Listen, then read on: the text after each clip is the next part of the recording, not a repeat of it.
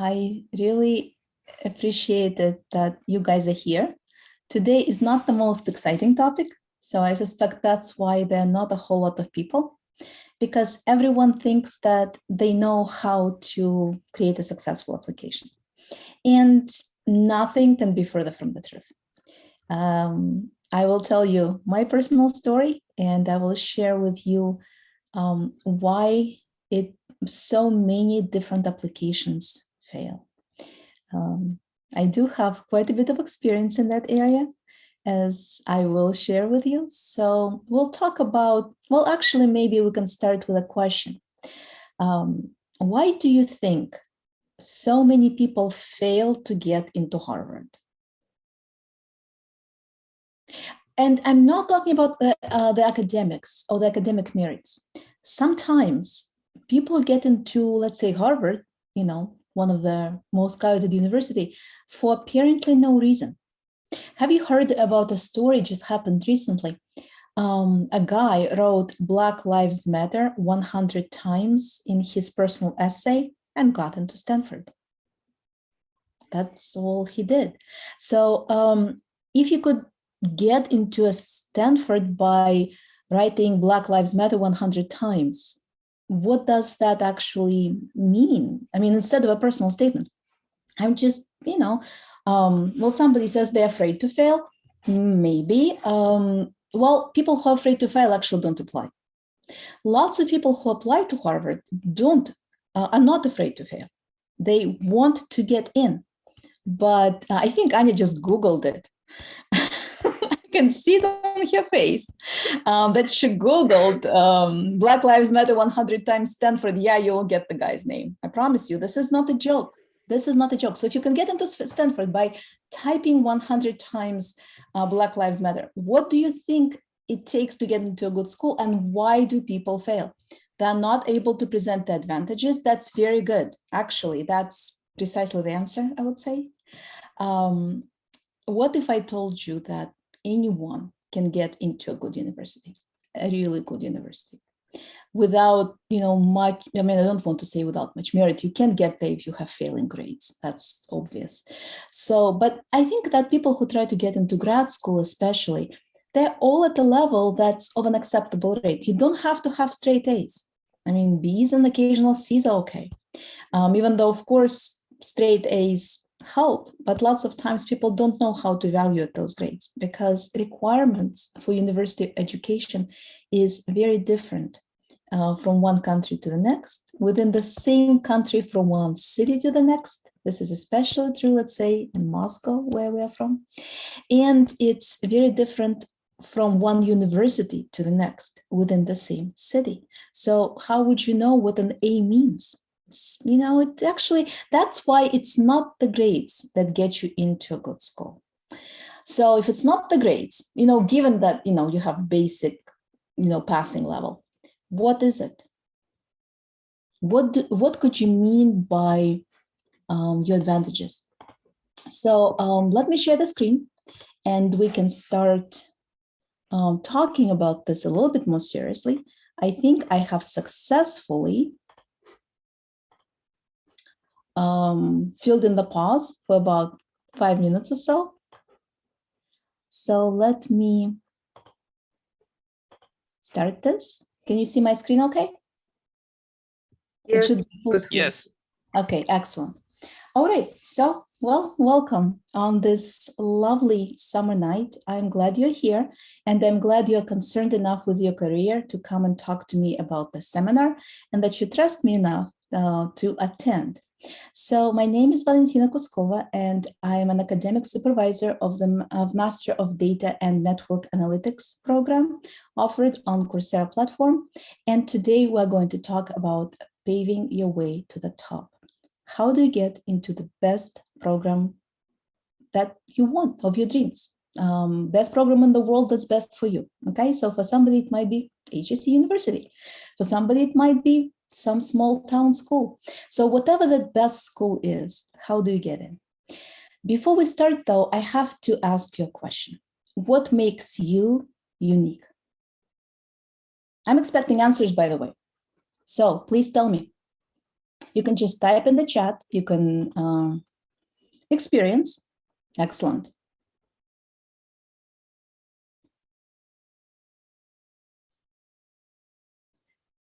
I can speak for myself. I think hopes.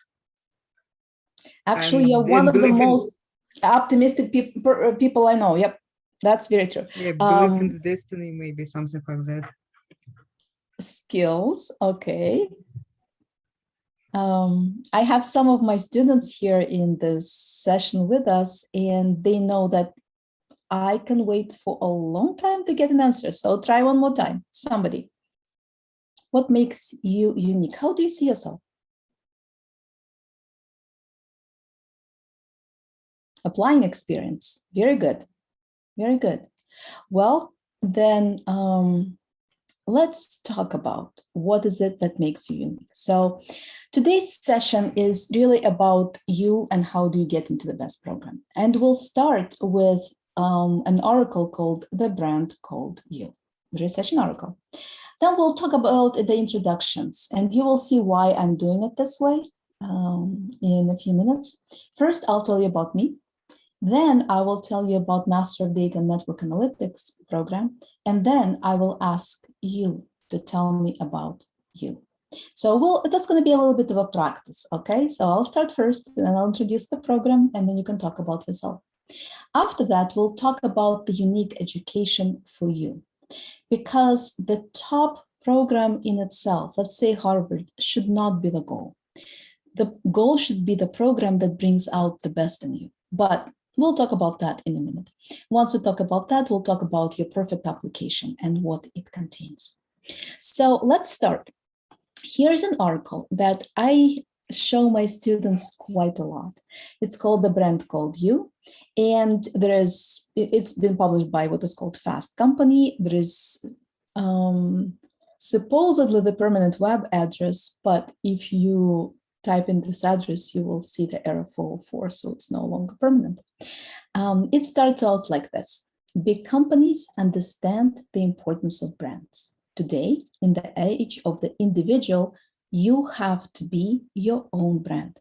Here is what it takes to be the CEO of Me Incorporated. All right.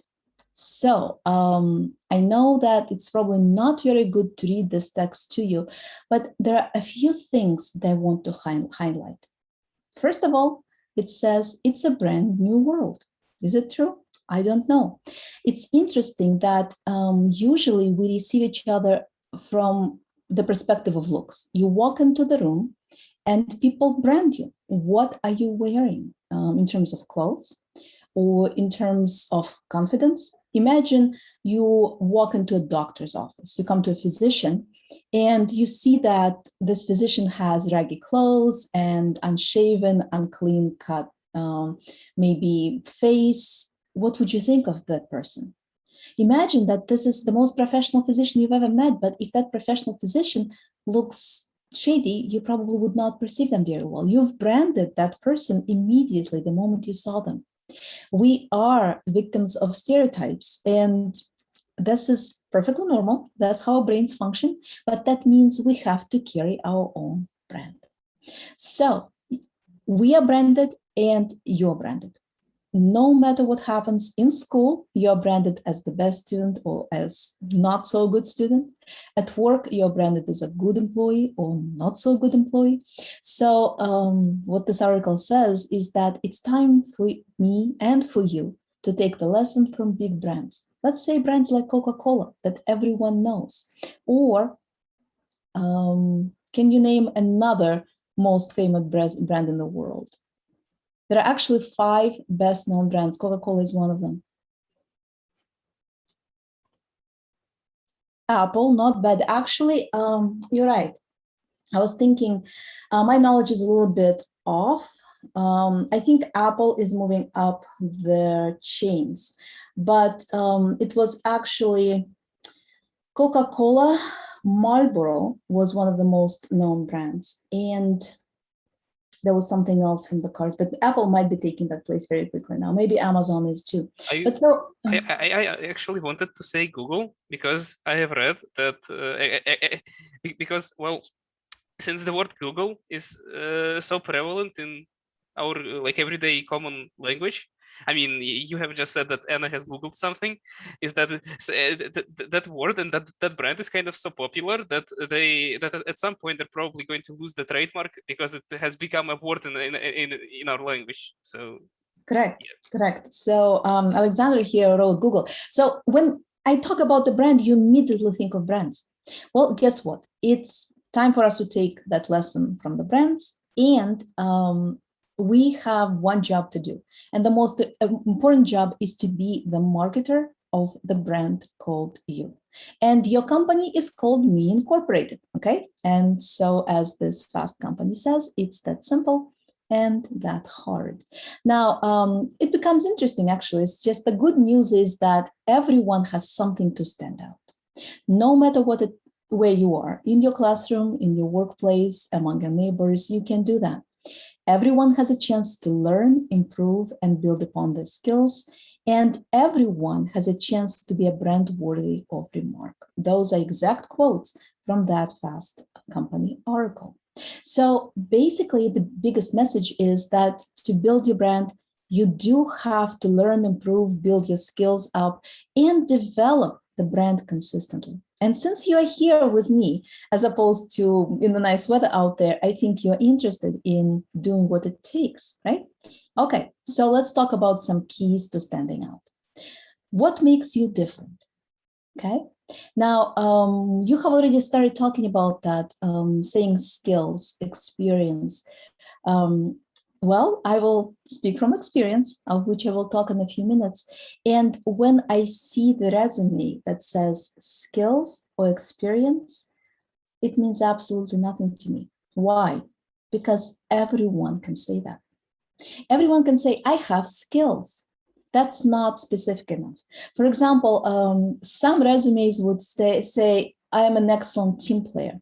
What does that mean to be an excellent team player? Can anybody tell me? What's an excellent team player? It's a question.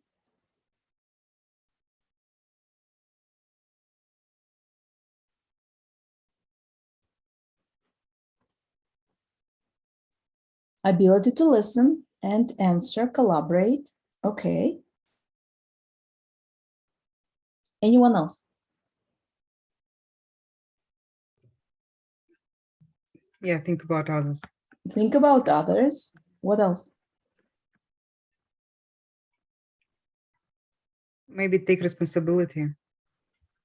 Take Don't care about responsibility. others. Excellent.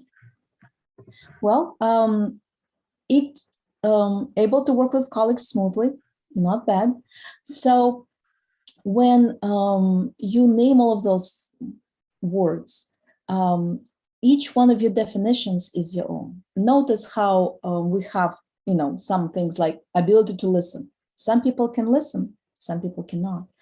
Ability to collaborate. Some people are individual workers, some people work well together. When we talk about able to work with colleagues smoothly, what does that even mean? Does that mean not to have conflicts? That's not really that realistic, because conflicts is what generates results. It's in the argument that you become more aware of what the issues are. Because if you don't argue, if you talk smoothly, if you try to smooth everything out, that may not work out. But that's not the point. The point is, when you say I'm an excellent team player, you have your own meaning in what that means to be.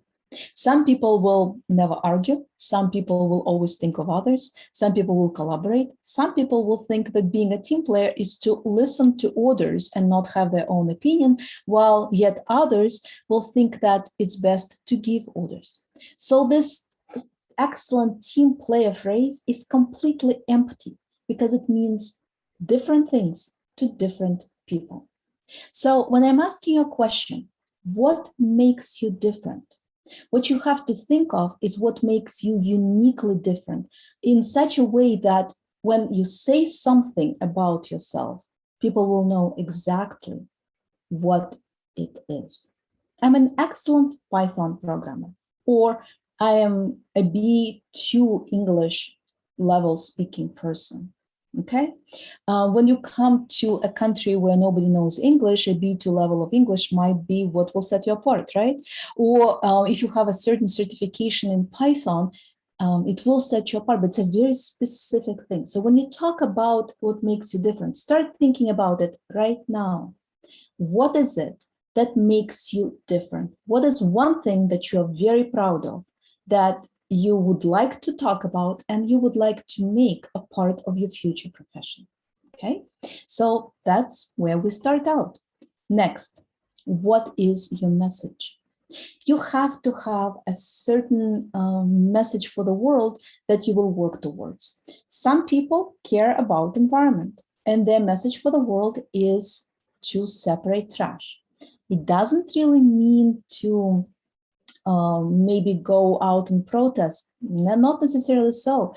Some people like Greta Thunberg have done that, but not everybody would do that.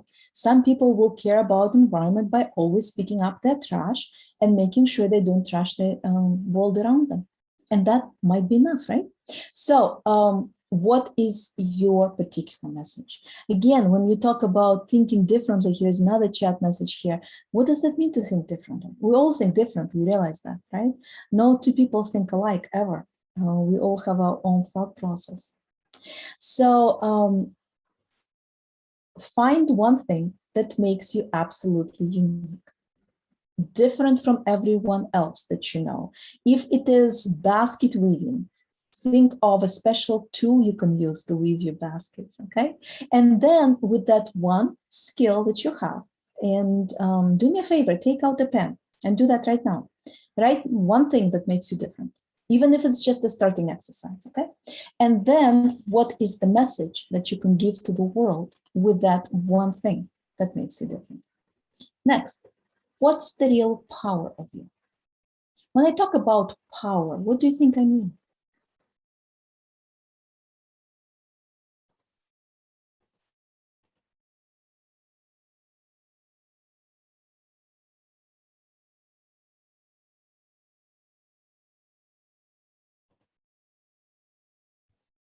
Ability to change the world. You know what? I happen to agree with that. One little step at a time. We actually all change the world around us. The question is, how do you do that? Uniqueness and strong point, excellent. That's the first 2 points combined. Very good. How I can use my feature to change something. Yes, there we go. So see how we're starting to move slowly to that perfect application. We're not there yet. Right now, we're just introducing ourselves. We're still working on introductions, remember? So we're finding that one thing that makes you different. We are taking that one thing that makes you different and turning it into action. And then we are showing how by using that one thing that makes you different and taking certain actions with it, you change the world, or you make someone's lives better, or you improve some processes. So you get the result. So the power in you is getting the result. What is the result? Write it down. What's the one result that you can achieve? And finally, what's your future? Where can you see yourself? Imagine that for some reason COVID hits, us for another 5 years. You know how many companies ask you a question, where do you see 5 years from now? And the most boring question that amazingly gets repeated, answer that gets repeated all the time. Oh, I would like to move up the career. I will be a middle level manager. I plan to get married, have a child and a pet, and live in the suburbs. So they describe the life that they want to have. Some describe the job that they want to have. What do you think you should do?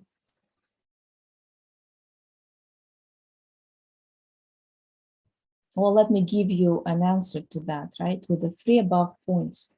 The right answer for what's in your future is, how do you see yourself grow from where you are today to 5 years from now? And not professionally, not skill-wise, because skills change. I am the one person that probably made a major job change at least 4 times. So as long as there is some growth, okay, in what you are, in what makes you different, in how you deliver your message, and how you exercise the power to do something with what is unique in you, that will help you become a step ahead of where you are today, right? Or maybe 2 steps or 3 steps. So what's that goal for growth that you see in growing the one strength that you have? Imagine you have more than one strength, but just with one, okay? All right. So the brand of you has 4 key components. First, be a good colleague. Remember that being independent and working separately from others is all nice and good, but your connections, the people you are working with, are your lifeblood and mission support. It's not just your skills alone, it's people around you that will make or break your career. If you can network with the right people, if you can establish the right connections, if you can foster those connections to take advantage of the job that you make, you will move much, much further. So useless arguments, gossip, unproductive behavior, all of that will never, ever help anyone. So being a good colleague also might mean being a good friend, or being, it doesn't necessarily mean being good to everyone, right? Sometimes you have to stand your ground and be firm, but do your part and contribute what people expect of you to contribute. And nurture those relationships with people around you as if they are babies who are born 2 weeks premature and weigh 500 grams. You have to take very good care of those relationships. It takes years to build trust. It takes one action to break it. So when you talk about your skills, your environment, everything that you have to offer, your unique set, the action that you take with that set, the power to change what you want to change, remember, all of this can fall apart in 1 second if you destroy an important relationship. So be a good colleague. Second, be an exceptional expert at something. It doesn't really matter what you're an exceptional expert is at. It's fine to be a generalist, but you know who are the best generalists? The one job that is the best generalist, you know?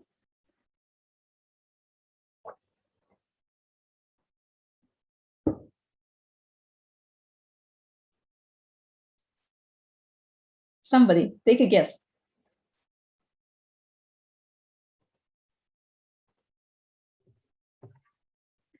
What's the most generalist job in the world? The one person who is, okay, I have an answer. Difficult question. Maybe be a parent. Oh, well, no, that's not a generalist. And Okay. No matter how good you are of a parent, you will always feel like a failure. So it's the most toughest job. No, I'm talking about the job for which you get paid. All right. So let's define the job as something you do for which you get paid the money.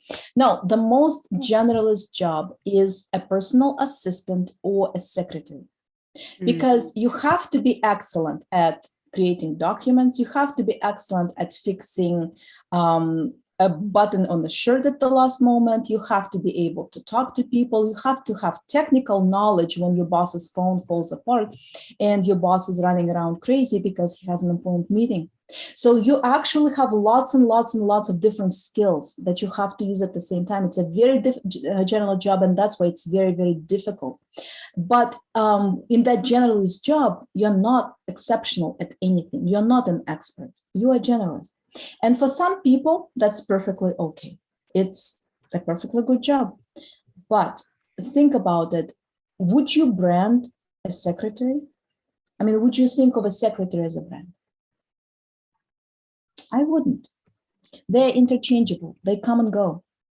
And if that's just that, I mean, this is perfect job for some people. I don't want to put anyone down. But if you're trying to make something of yourself, I mean, you came to a seminar that said, you know, climb your way to the top. So you obviously have ambition. So if you have ambition, you have to find one area in which you will become an exceptional expert and work on it, okay? Be a visionary. That means a leader. That means a teacher. That means sharing your knowledge with others. That means actually sharing yourself. to a certain point. The one biggest problem I see with lots of people is that they think that by sharing something, they will be at a disadvantage. So let's say they share key information, another person takes advantage of it and they lose out. Does it happen in real life? Of course it does. But think about the fact that the more you share, the more you get back in return. Because by sharing ideas, you get better understanding of how certain things are done. Obviously, we're talking about working in a team and maybe leading a team and teaching someone. And as being a professional teacher, I've been teaching for over 20 years, the best way to learn something is to teach someone else. Just take my word for it, okay? Well, and be a business person. You have to aim for a pragmatic outcome. The desire to change the world is fine. You want this world to be a better place for your children. What does that mean for the world to be a better place? What's that outcome that makes this world better tomorrow than it is today? Is it cleaner? Is it safer? Is it free of anger? What is it? Define that one thing that you will work towards. And remember, those pragmatic outcomes have to benefit you.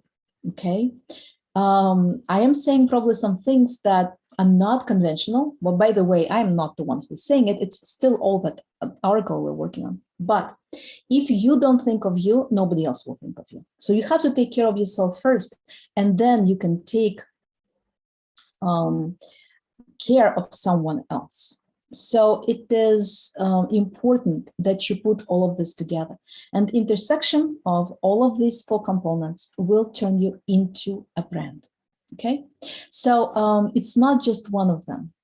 It's not just being an expert. An expert without being a good colleague or without being a visionary or without being a business person is meaningless. Or being a business person without being an expert or a visionary will not work. It's really the intersection of these 4 components that make you a brand that's well known. What's so important? I mean, why is Steve Jobs Steve Jobs? Well, I don't know if he was a good colleague, but he was certainly, there are some stories about him, but he was certainly able to build a team and manage a team. But he was an exceptional expert. He was a visionary. He was a business person. So it's a combination of all of those things.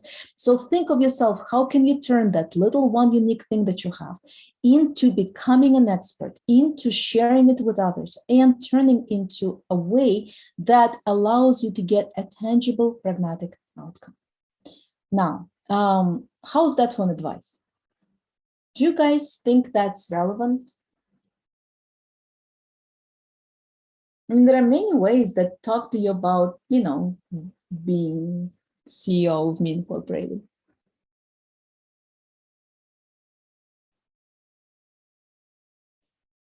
Somebody thinks it's relevant.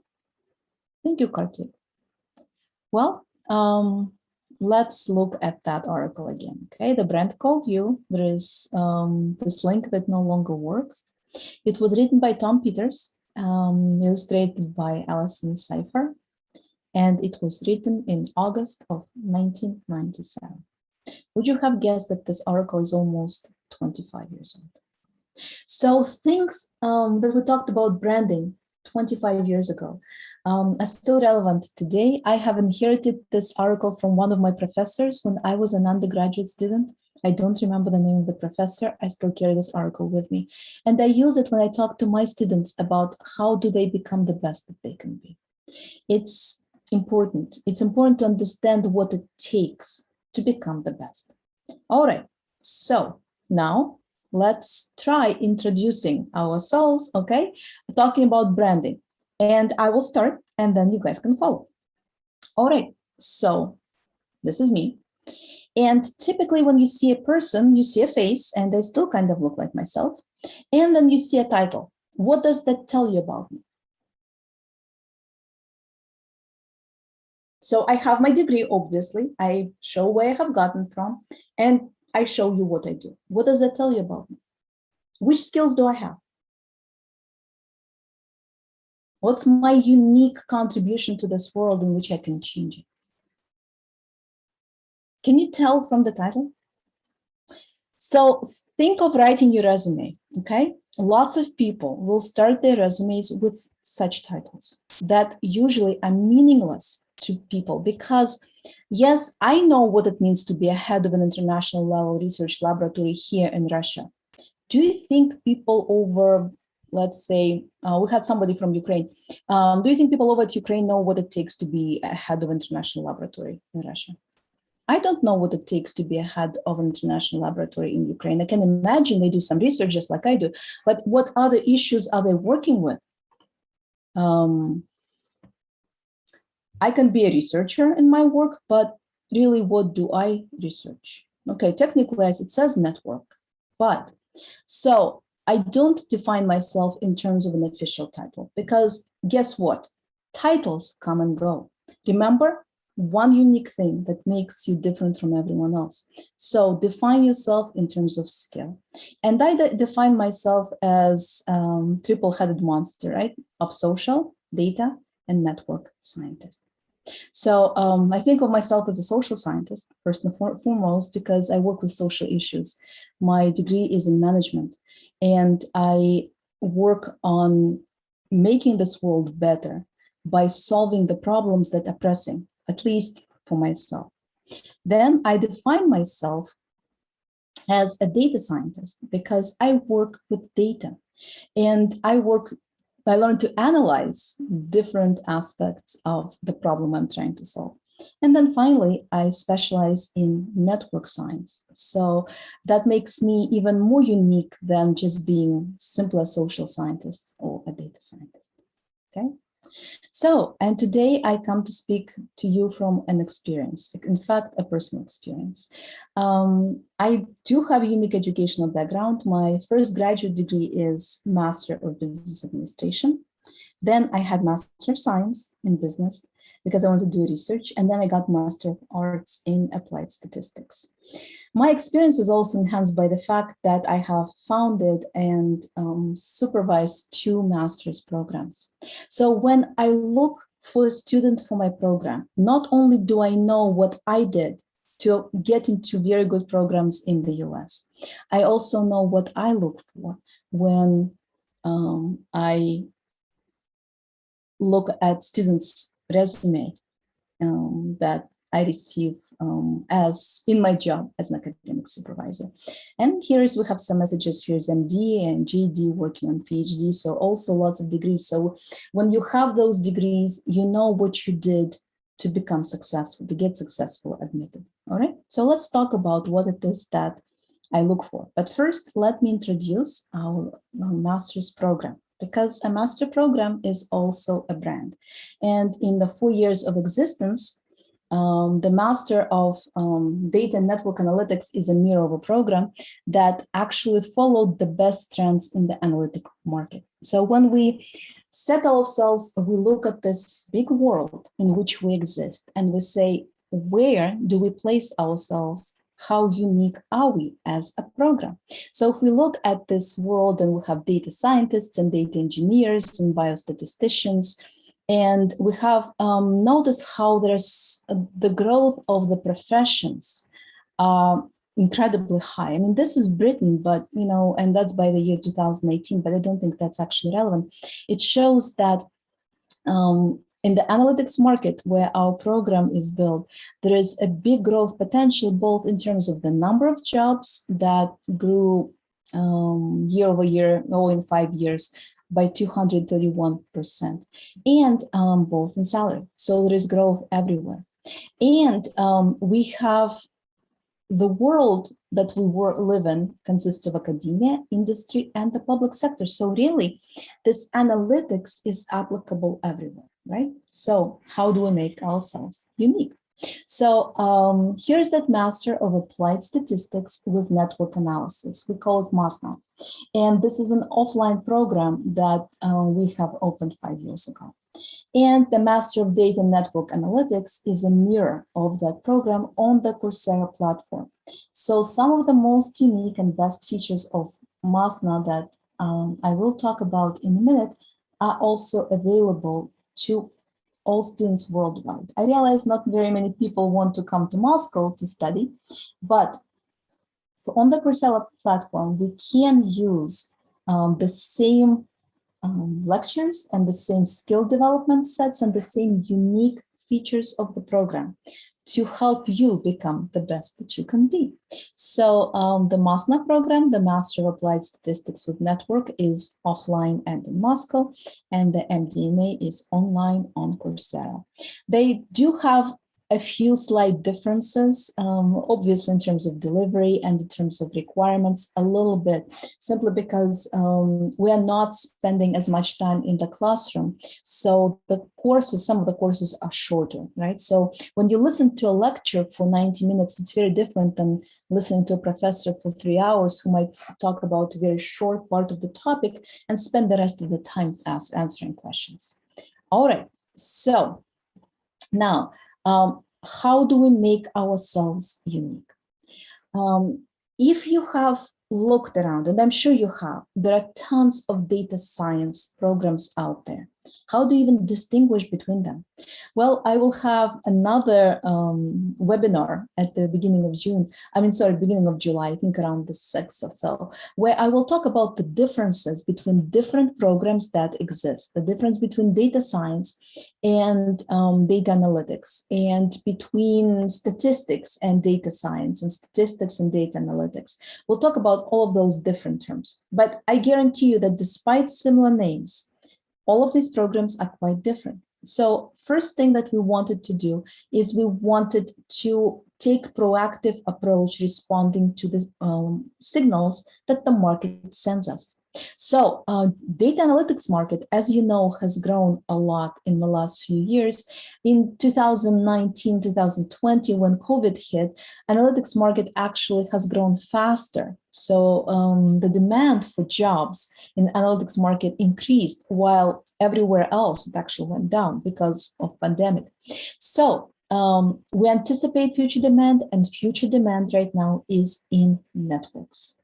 The compound annual growth rate, so it's compound growth year over year, is expected to reach 20.5% a year for network jobs, and overall is expected to reach about 3.6 US dollars in billions of US dollars by the year 2024. So networks are growing faster. That's why we have applied statistics with network analysis and master of data and network analytics. We're taking this unique aspect of the market and turning it into our program and delivering that knowledge, unique knowledge, to our students. So that sets us apart immediately from a lot of data science programs, data analytics programs, statistics programs, and all similar programs out there. Okay, so when you're looking for a program, look for something unique that they offer. Do they have something that's unique? Because guess what? Starting a program from scratch like we do, anyone can do that. Taking people from any background, anyone can do that. Teaching tools such as applied linear models, time series analysis, neural networks, programming in Python, guess what? Anyone can do that. So what's the unique approach? Okay, so what's the uniqueness? Find that one unique skill. And if you're looking at the program and the only unique thing you can find is that it's from Harvard, that's not the best program for you. Okay, because the name of the university will only carry you so far. Okay, all right. Now, let's talk about this Master of Data and Network Analytics a bit. So we do have applied data, we have networks, and we have analytics. Those are the components that make us unique, right? So we're different from everyone else. All right. We start, of course, with theoretical understanding in our program. We talk about problems. We learn how to develop those problems and find them in real life, because lots of times people don't know the problem exists because they don't know how to define it. We use a variety of different software skills. Again, look for a program that will be fit to your needs. Lots of programs teach Python. What happens when Python gets outdated? There used to be a time when I learned to program in Fortran, then I was really good at Visual Basic. Then I had to learn C++. guess what? Python is the next C++, because C++ is, a very generous language. You can do anything from mathematical programming to self-extracting executables, yet it's kind of is going out of favor, right? So Python is the next storm. And with so many Python programmers, how would you set yourself apart? Well, guess what?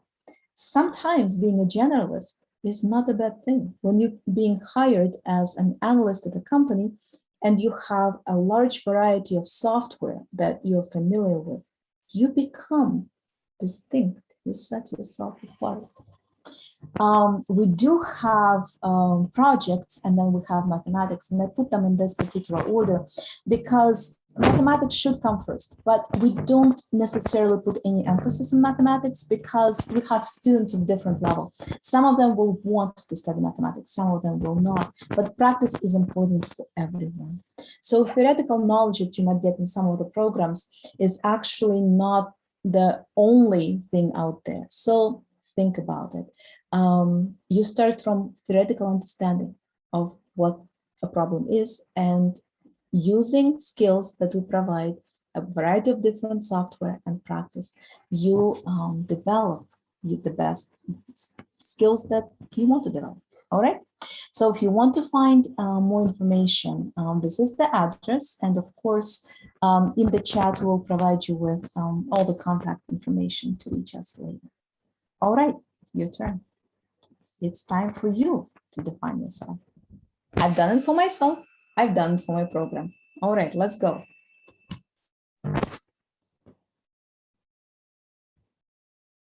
Who wants to be brave? You go first. Well, I am afraid of it. Maybe Gregory will first. Well, I mean, we are actually kind of all afraid. So, but I think that what defines me is that my backgrounds are kind of mixed. I do both mathematics and social sciences. So, yeah. Excellent. So, what is your message? Well, my message is that in order to understand something, you need to, well, become a generalist and not to focus on a single part of the whole, but try to get a more holistic view. Maybe using some, your own understanding, or maybe using some computational tools and more silicon. So, yeah. Okay, and what's your power? Well, I don't know. Building this holistic view, maybe. Okay, here is a message from Raul. He says, we'll take a step back to see the whole picture, keep your best foot forward. So since Raul is talking to me, Raul, what is your unique skill?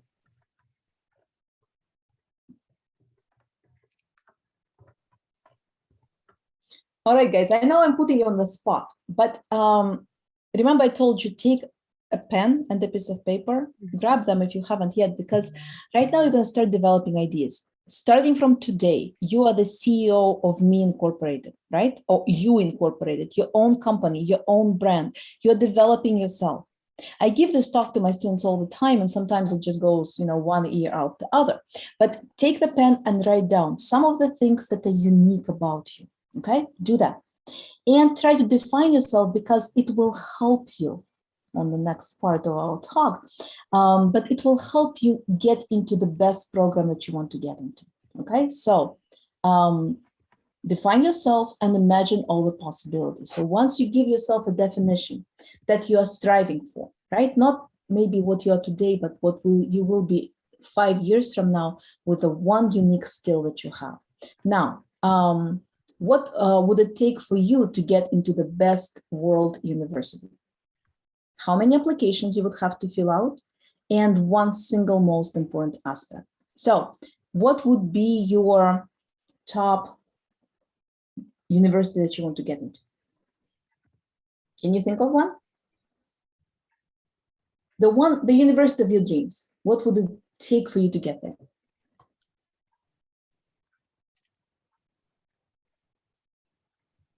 Give me a name of the university, any university. MIT. Okay, MIT. We've got MIT. What would it take for you to get there? Known some physics and mathematics. Okay, and what?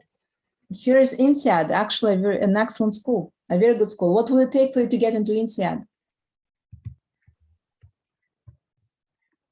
Stanford, Harvard, hard work, dedication to your craft. Okay. All right, so how many applications do you think you have to write to get to the school of your dreams? All right, maybe you won't get into Stanford or Harvard, but MIT, but you know, here's somebody else dreaming about MIT. At least 50. Okay. All right, give me the single most important aspect to get into the best school of your dreams.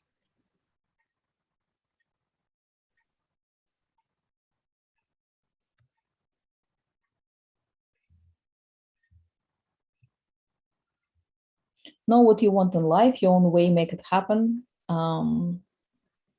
Require multiple languages, international career, relevant skills, unique qualities, not give up, what makes you stand out. All right, guys, you're getting there. All right. So what would it take for you to get to the best world university? It would take for you to be you. You have to find the fit of the university to your unique skills. So when you said Harvard, when you said MIT, well, Anya said MIT, so I'm going to pick on her. She said learning physics and math. Is she learning physics and math? Right now, not really. Will she ever get into MIT? No. Why? Because she has limited herself to physics and math. Okay? Yes, I agree. Now, if I tell you that Anya is the most persistent, hardworking person I know, then the possibility of getting into MIT somehow doesn't look that scary anymore, right? Because MIT is not only about physics and math, it's about you. But what's important is, would this school be a good fit to you? I have heard lots of stories that people who get into Harvard are actually not that happy because they're fulfilling their ambitions, sometimes not even their own, they're fulfilling ambitions of their parents who want their children to go to the best school. But they don't get the best education because those schools that are not tailoring the program for you, they are not giving you the best education. They expect you to change yourself to fit the mold that they're looking for. And it's a problem. So when you're looking at the school, okay, so we have talked about that. Oh, by the way, let me answer you this question. How many applications? At most 6, okay? So you do 4, you do 6. Once you do more than that, you stop being unique. You get very quickly tired and you start using the same application for every school. And guess what? The single most important aspect, you, does not come out of those applications. They look identical, they look stamped up. I see those applications immediately as an academic supervisor. When I read a letter that has absolutely nothing unique, when a person says, oh, I am a team player, I'm well organized, I can collaborate with others, you know, that's completely meaningless to me. Because that single important most aspect, you, is lost from that application. The guy who wrote 100 times Black Lives Matter stood out. Why? Because he believed in one single thing that was very important to him. He was passionate about Black Lives Matter movement, and he made it clear. And that was enough for Stanford to accept him, okay? They saw the unique person behind that application. So single most important aspect is you, is not the skills. Skills can be learned. So what should you look for in the program? Well, first of all, the job that helps you reach your top potential. What does that mean? That means that it's a job that aligns with your best possible set of skills, that unique area in which you're so good. If you were given a chance to go to Harvard, but learn profession as a basket weaving, would you be happy? You will get a degree from Harvard, but you're going to spend the rest of your life moving baskets, something you don't do. Probably not. Okay, so if ambition is important, then you still have to find that unique skill. And you have to make sure that the program description provides you with enough information so that you can figure out, is this program the right program for you? I had to make a choice at one point in time. Having had already master's degrees, I had to apply for my PhD. And I had a choice of several schools, including top schools. I was accepted into 5 of the 6 schools I applied for, right? I applied to 6 schools. I was accepted into 5. I chose Indiana. There were other schools about equally good. I probably wouldn't be fair for me to make you ask, to make you guess what it was that made me choose Indiana. But Indiana would allow me to take the advantage of the unique combinations of skills that I had. No other program would do that. In any other university, I would have had to tailor myself to the needs of the program. And if I did not fit the mold, I would have had to drop out. And it turned out that flexibility of Indiana University was something that allowed me to make that choice. I talked at that time, she was just a professor at the university. Her name was Idalene Kessner. She's now Dean of Kelley School of Business at Indiana University. So she took the time, even though she was a very busy person, and talked to me on the phone about Kelley. And I said, well, you know, I kind of like decision sciences, ops, and I also like management and human resources. Would I be able to have a degree like that? And she said, well, it's unusual to have ops and which is operations management, right? Decision sciences and management, but some people can do that.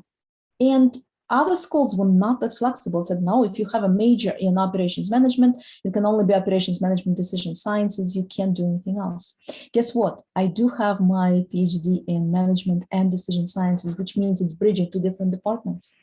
But Indiana allowed that possibility, and I knew that upfront, so I was actually quite successful with that. So let's see what else we have.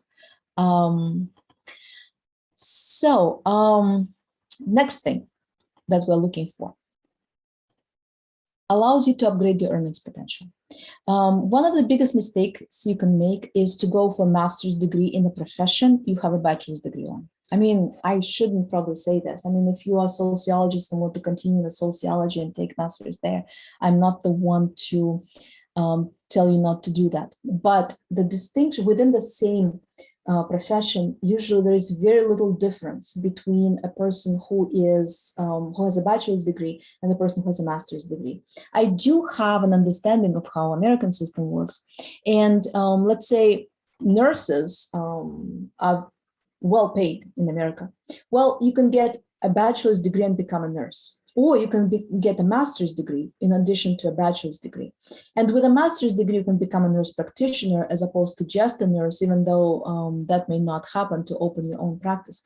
The difference between bachelor's and master's is practically none. It's once you get the education, you get the job and you get the pay. The same with sociology. If you're sociology in the bachelor's, at least in Russia, I don't know how it is elsewhere. And if you go work for some sociological company, whether you have a bachelor's or master's, the incremental difference in earnings will be very low. Once you get a different skill set though, let's say you have sociology and then you go learn analytics on top of that, you stand out immediately from your competition because you have something else that people did not have. So when you're looking for that master's program, would you become a better professional if you attempt this program, and would your earnings potential increase? Okay, and brings out the best in you. So whatever job you take, you should by all means have a chance to have that one unique skill that you have and make it the best. All right. So let's talk about the anatomy of successful application. Let's take it apart. What's the one single most important thing in your application? What's that? Well, if we're talking about anatomy, I have previously a medical background. So let's talk about the skeleton. I mean, the human body. We have a skeleton. We have nervous system, we have the blood flow system, right? Circulation system, we have muscles, and then we have the brain. What's the single most important thing in that body, if you were to define it?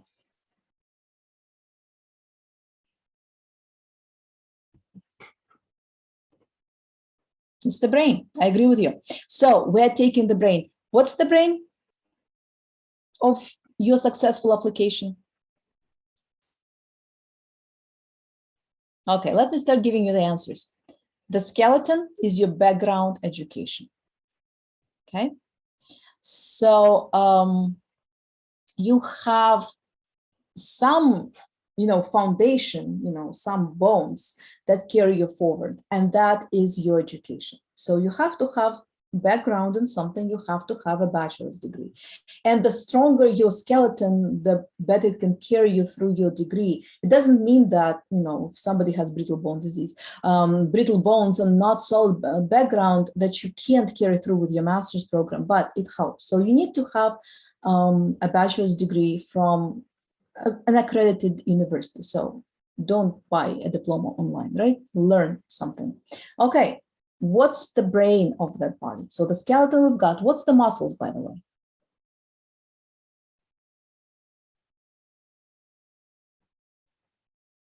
The skills, excellent.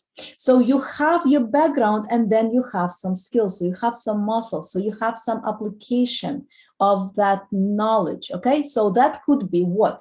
Talk about how you have used your skills. Did you do an internship? Did you work in some company? Did you participate in projects? Make your application stand out, because guess what?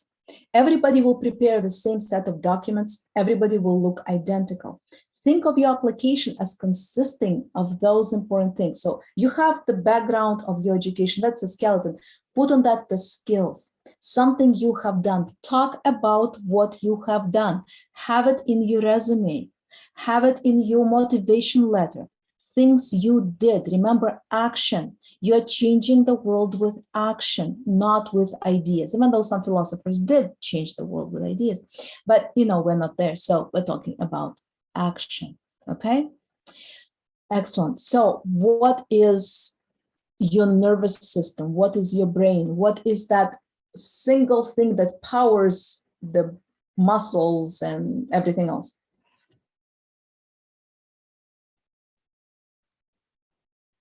What would make you absolutely unique? What would make you stand out?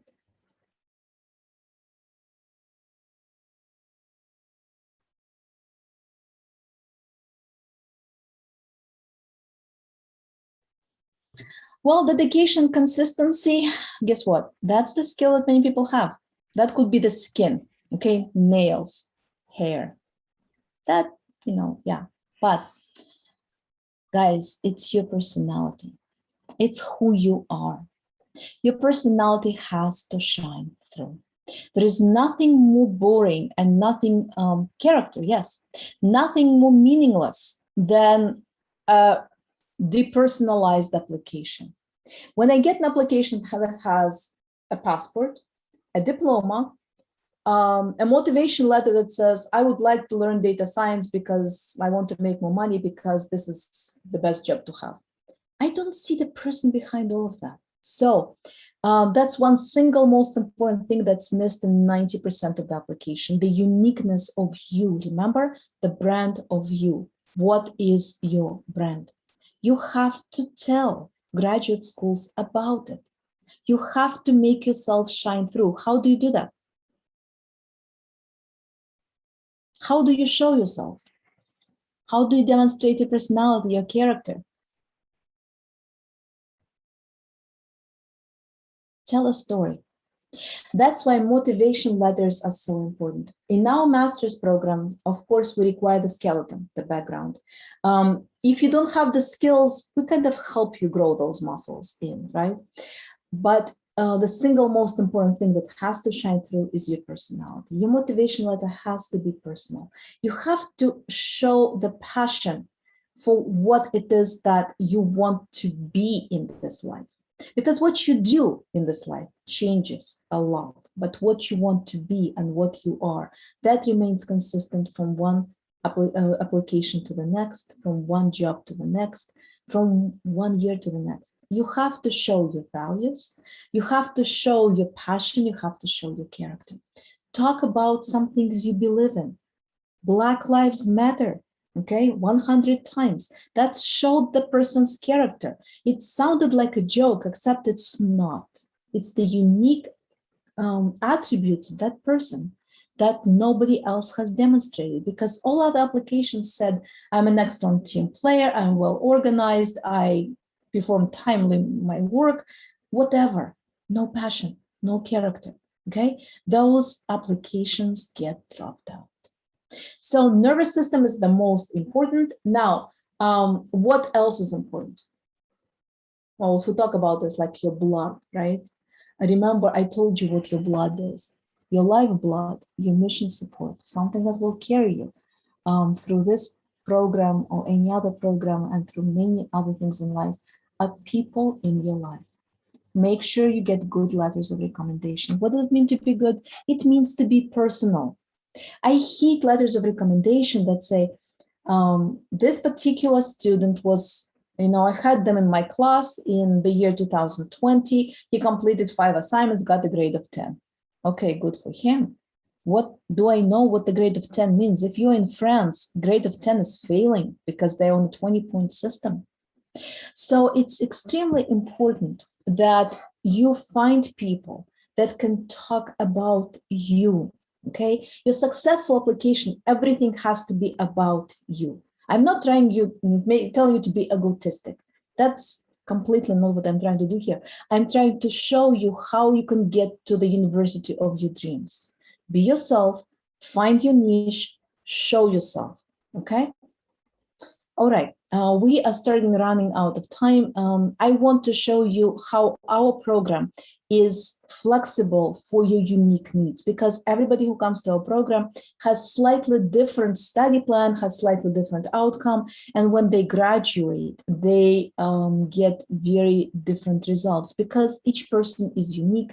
Each person in our program will get to unique results. First of all, you can get worldwide recognition by competing in Kaggle competitions. We have some students who do professional business analytics. We have some professors who teach you.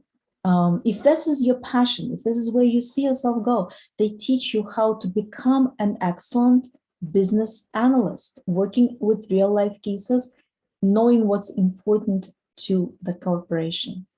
You can do research, and if it is important for you to study from the best, let's say Yanis Demshar, who wrote the software called Orange, he can teach you to become your best at research. And then, of course, our courses are a menu that consists of a matrix. First of all, it's different subjects, but then within each subject, you also have different levels. You start from the very basic if you have never had any background before, and then you move on to more advanced. So technically, you can get in that matrix, you can select a variety of courses that will fit your unique needs. So if you don't like math, and you don't want to learn math, but you still want to have a data analysis degree, you can create the menu of courses that contain no math whatsoever and still get the skills. And that's, I guess, the most important thing that we have to offer. So if you want to learn more about how we are unique, we do have a network analytics for business specialization currently open on Coursera platform.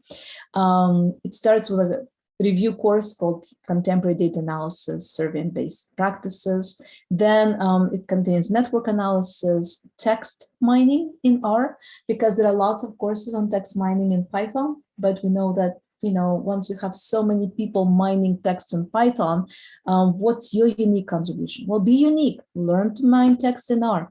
And we have an excellent course, Business Analytics, Diversity of Practical Applications, that's actually created by the graphical author of this presentation, Miss Elena Belina, who is excellent at understanding what's needed for business. And she has already worked on my memory for at least 3 major international corporations, having graduated from our program just 2 years ago. So if you want to learn more about specialization, here's the link. And again, we'll send it in chat. And do me a favor, check it out. It's completely free. There is absolutely no obligation on your part. You don't have to take courses. You don't have to pay anything if you do take a course, because it's completely free. Check it out and see, is this something that I can see myself doing? Because you're here, right? And you want to obviously get into analytics program, otherwise you wouldn't be here. But check it out. Just if somebody can send this to a chat, the link to the chat, just click on it right now. And so that you have it when the session is over. Anya, can I have you please paste this link to the chat? Yes, sure. 1 second. Okay, thank you, Elena, thank you. So right now, click on it right now in the chat so that it opens up, and when this is closed, you can go check it out and see, is this something that can help me take advantage of my unique ability, of what I can do as a future professional, or something, can I do something that I'm passionate about with the skills that, let's say, this free specialization provides. Courses are completely free, okay? Check it out and see if you want to take maybe a course or two to better yourself and maybe take the next step to that doing and changing the world thing, okay? So here's the, again, let me summarize the anatomy of this application. Background is important, but the brain is what drives it all. And the application has to have you as part of this application pattern. If you are missing, no matter your grades, no matter how strong the portfolio is, no matter anything, you are not going to get into the school of your dreams. It's you who gets you there. So if you want to MIT, Anna, find the one thing that you're passionate about and see if you can take certain action to get into MIT. You know, being passionate about environment like you are. Maybe there is a specialization there, maybe there is a master's degree there, or a PhD degree that would be perfect for you because you will fit, okay? So I'm glad this was insightful. You do need to think about how you brand yourself, okay? And do click on that master's program link, and we do offer lots of general advice, not just applicable to substantial data analysis, because this is just specialization. So check it out and then write to us and let us know. Or maybe just take a course, and we'll see you in that course, both myself and actually Anna, Grigori, and they're all here, and Yelena, who's in the background, who's also the instructor of the course. We've been at this for over an hour, so I think it's time for me to let you go. We'll be delighted to see you for the next 2 webinars. I do not remember the order in which they go, but we're going to talk about the power of time series. I think we're going to talk about efficiency next. And I'm not sure if you know that effectiveness is the ultimate dependent variable. All that the business strives for is effectiveness, because if they're effective, they make money. So we'll talk about effectiveness and how to measure it. And then I will talk about the power of time series and how analytics, time series analytics can help you stand out and separate yourself from other people who know how to do data analysis, okay? So hopefully we'll see you in our specialization. We also have some webinar links to our past webinars. We have Telegram channels. Please come and join us. And remember, your application has to be about you, and then you will be successful. Thank you for being with us. Have a good day or night, wherever you are. Yes. Thank you very much, Dr. Goodbye. Poskova. Yes. Have a good day. Goodbye. Goodbye. Goodbye, guys. Thank you for attention.